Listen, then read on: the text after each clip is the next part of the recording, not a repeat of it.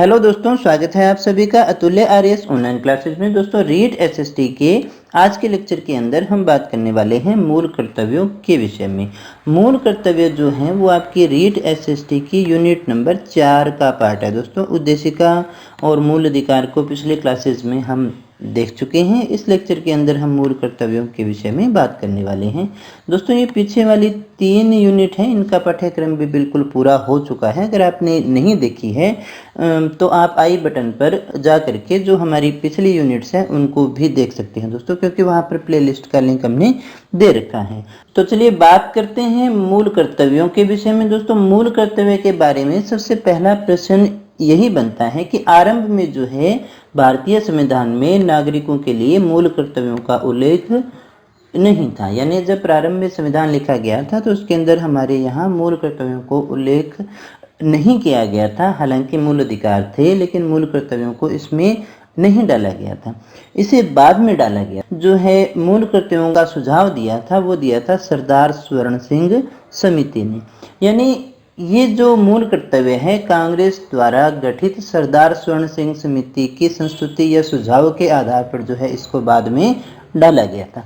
अब देखिए, मूल में नहीं थे, बाद में डाले गए हैं, तो बाद में डालने के लिए हमें संविधान संशोधन करना पड़ता है। यानी संविधान में संशोधन करके हमने इनको डाला था। तो वो कौन सा संविधान संशोधन था? वो था 42वां संविधान संशोधन 1976 के द्वारा जो है इसे हमारे संविधान के अंदर बाद में डाला गया था।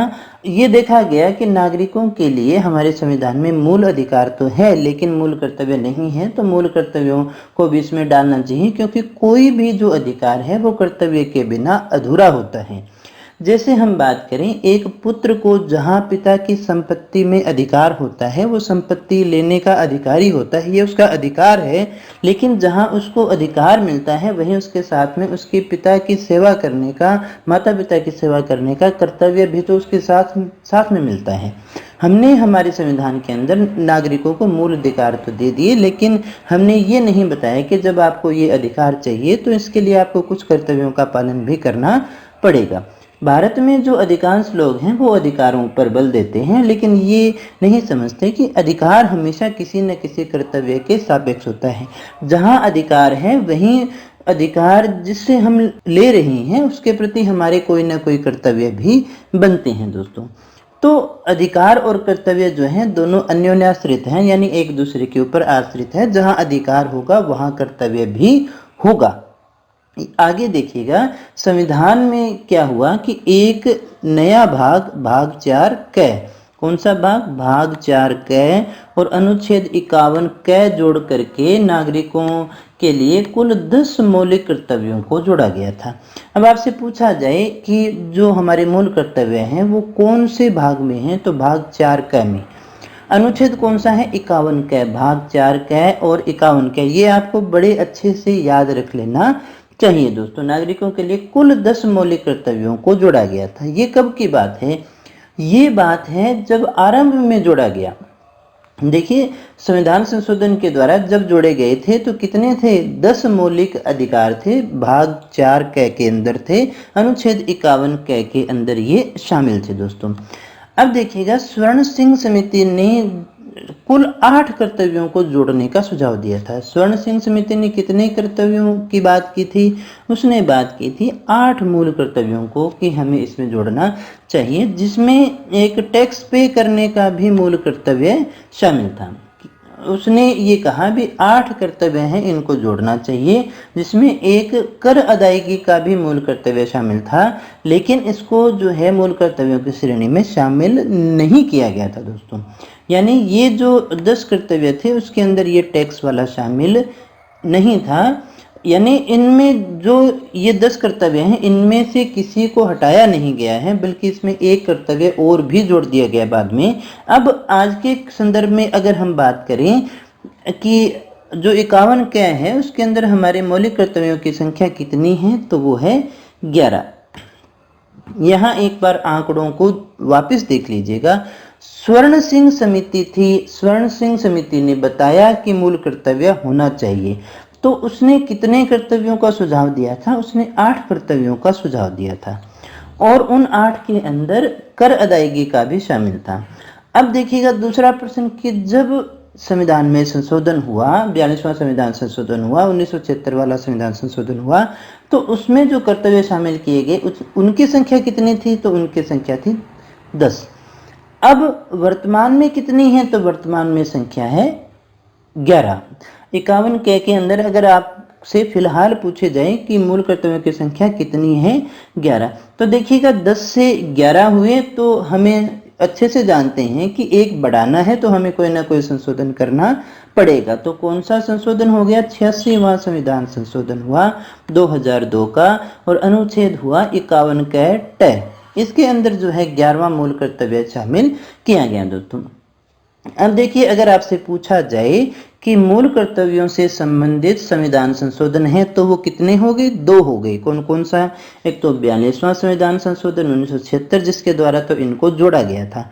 दूसरा कि जब जोड़े गए थे तो इनकी संख्या 10 थी, वर्तमान में कितनी है? 11 है। तो 11वां कब जोड़ा गया था? 11वां जो है वो जोड़ा गया 86वें संविधान संशोधन 2002 के द्वारा। पहले देखिएगा भाग कौन से में है? 4 क में ही है, सारे 4 क में ही है, और अनुच्छेद 51 क में ही शामिल है। लेकिन इसमें और अनुच्छेद जो है वो जोड़ा गया था, वो था 51 क ट के द्वारा जो 11वां हमारा मूल कर्तव्य है उसको शामिल किया गया था दोस्तों। और 11वां जो हम जानते हैं कि 6 से 14 वर्ष की आयु तक के बालकों के लिए शिक्षा से संबंधित था। अब हम बात करें कि साम्यवादी जो देश हैं उनके अंदर सोवियत संघ जो है वो ऐसा पहला देश था जिसने अपने संविधान में नागरिकों के लिए मूल कर्तव्यों का उल्लेख किया। अब आपसे पूछा जाए कि विश्व के अंदर सबसे पहले किसने उल्लेख किया, तो हम मानते हैं कि सोवियत संघ ने किया था। और हम ये भी मानते हैं कि भारतीय संविधान में मूल कर्तव्यों की जो व्यवस्था की गई है वो पूर्व सोवियत संघ से प्रेरित मानी जाती है। जापान के बाद भारत दूसरा ऐसा लोकतांत्रिक या प्रजातांत्रिक राज्य है जो मौलिक कर्तव्यों का उल्लेख करता है। यूएनओ चार्टर की धारा 29(1) के तहत जो है मानव अधिकारों की सार्वभौमिक घोषणा के साथ मूल कर्तव्यों का भी समावेश किया गया है। यानी जहां अधिकार होंगे वहां कर्तव्य होगा ही होगा। अगर हम कहें कि हमें ये अधिकार चाहिए तो उस अधिकार को लेने के लिए हमें कर्तव्य भी पालन करने पड़ेंगे, तब जाकर के दोनों का जो है बैलेंस रहेगा और समाज में बैलेंस रहता है। लेकिन हमारे यहाँ जो है मूल अधिकार जो है वो ज़्यादा प्रभावशाली है, क्योंकि मूल कर्तव्य अगर पालन नहीं करे तो उनके लिए किसी प्रकार के दंड का प्रावधान नहीं किया गया है दोस्तों। इसके बाद में हम बात कर लेते हैं कि ये जो 11 मूल कर्तव्य हैं जो शामिल किए गए थे वो कौन कौन से थे दोस्तों। तो वर्तमान में संविधान के भाग 4 के, इनको बड़े अच्छे से याद रखना दोस्तों, क्वेश्चन पूछे जाते हैं। अनुच्छेद 51 के अनुसार भारत के प्रत्येक नागरिक के कुल 11 मूल कर्तव्य हैं, और वो कौन कौन से हैं। तो पहला है कि भारतीय संविधान का हम पालन करें, उसके आदर्शों, संस्थाओं, राष्ट्रध्वज और राष्ट्रगान का आदर करें। दूसरा जो है स्वतंत्रता के लिए जो हमारा राष्ट्रीय आंदोलन था उसको प्रेरित करने वाले उच्च आदर्श जो थे उस समय के, उनको हृदय में संजोए रखें और उनका पालन करना चाहिए। पहला तो संविधान का पालन करें। दूसरा क्या कहता है कि जो हमारा राष्ट्रीय आंदोलन को प्रेरित करने वाले जो उच्च आदर्श हुआ करते थे उनको भी हमें हृदय में संजो करके रखना है और उनका पालन करना है। उसके बाद में देखिएगा भारत की प्रभुता, एकता और अखंडता की हमें क्या करनी है? रक्षा करनी है और उसे अक्षुण्ण बनाए रखना है। चौथा क्या कहता है कि देश की रक्षा करें और आह्वान किए जाने पर राष्ट्र की सेवा करें। भारत के सभी लोगों में समरसता और समान भ्रातृत्व की भावना का निर्माण करें जो धर्म, भाषा और प्रदेश या वर्ग पर आधारित सभी भेदभावों से परे हो, और ऐसी प्रथाओं का त्याग करें जो स्त्रियों के सम्मान के विरुद्ध हो। यानी ऐसी कोई भी प्रथा चल रही है हमारे यहाँ जो स्त्रियों के सम्मान के विरुद्ध है तो हमें उसका परित्याग कर देना चाहिए। दोस्तों ये अगर आप इनको ध्यान से देखें तो ये लगभग आपको सारी के सारी आदर्शात्मक बातें दिखाई दे रही हैं। आदर्श नागरिक बनने के लिए ये सारी जो है मनुष्य के अंदर होनी चाहिए। इसके बाद में छठे हमारे मूल कर्तव्य की बात करें, हमारे सामाजिक जो संस्कृति है उसकी गौरवशाली परंपरा को समझें, उसके महत्व को समझें और उसका परिरक्षण भी हमें करना है दोस्तों। सातवां क्या कहता है कि प्राकृतिक पर्यावरण की, किसकी, प्राकृतिक पर्यावरण की, जिसके अंदर वन, झील, नदी और वन्य जीव ये सारे शामिल हैं, इनकी रक्षा करें। उनका न केवल रक्षा करें, उनका संवर्धन भी करना है और सभी प्राणी मात्र के प्रति दया भाव भी हमें रखना है दोस्तों। वैज्ञानिक दृष्टिकोण, मानववाद, ज्ञानार्जन तथा सुधार की भावना का हमें अपने अंदर विकास करना है। सार्वजनिक संपत्ति को नुकसान नहीं पहुंचाना, उसको सुरक्षित रखें और हिंसा से भी हमें दूर रहना है। व्यक्तिगत और सामूहिक गतिविधियों के सभी क्षेत्रों में उत्कर्ष की ओर बढ़ने का सतत प्रयास करें। यानी हमारा संविधान हमसे ये अपेक्षा करता है कि हम हमारे कार्यों के अंदर, गतिविधियों के अंदर बेस्ट कार्य करें, जिससे राष्ट्र जो है निरंतर बढ़ते हुए प्रयत्न से उपलब्धि की नई ऊंचाइयों को छू ले। 11वां जो हमारा मूल कर्तव्य है उसको बाद में जोड़ा गया था, वो क्या है कि जो माता पिता या संरक्षक हो वो 6 से 14 वर्ष के बीच के बच्चों की जो आयु के जो बच्चे हैं उनको अपने बच्चों या प्रतिपाल्य को शिक्षा प्राप्त करने का अवसर प्रदान करे। यानी जो भी संरक्षक है, माता पिता है, वो 6 से 14 वर्ष के आयु के बच्चों के लिए शिक्षा प्रदान करने की व्यवस्था करें। देखिएगा, संविधान जब हमें मूल अधिकार देता है, इतनी सारी चीज़ें देता है, तो वो हमसे अपेक्षा करता है कि वो हम जो है उसके लिए मूल कर्तव्यों का पालन करें। यानी ये हमारा दायित्व बनता है हमारे संविधान के प्रति, हमारे देश के प्रति। अगर हम एक अच्छा देश चाहते हैं तो हमें इन सभी चीज़ों का पालन करना चाहिए। अब हम कुछ एक जो इम्पोर्टेंट बातें हैं इस पूरे टॉपिक की वो भी देख लेते हैं। तो वो है कि भारतीय संविधान के अनुच्छेद 51 क में मूल कर्तव्य शामिल किए गए हैं। कौन से में शामिल किए गए हैं? 51 क, अनुच्छेद कौन सा है? 51 क। और भाग कौन सा है? भाग है 4 क। अनुच्छेद 51 क और भाग 4 क। भारतीय संविधान में मूल कर्तव्यों को भूतपूर्व सोवियत संघ जो था उसके संविधान से लिया गया है। समिति कौन सी थी? तो वो थी सरदार स्वर्ण सिंह समिति की अनुशंसा पर। पहला अमेंडमेंट जो हुआ था, संशोधन जो हुआ था, वो 42वां संविधान संशोधन था जिसके द्वारा इसको जोड़ा गया। अब ये बात याद रखिएगा अच्छे से, जब नहीं है हमारे मूल संविधान में तो इसको जोड़ा जाएगा तो कोई ना कोई संशोधन करना पड़ेगा। वो कौन सा था? तो 42वां संविधान संशोधन जो है इसके द्वारा तो क्या किया गया?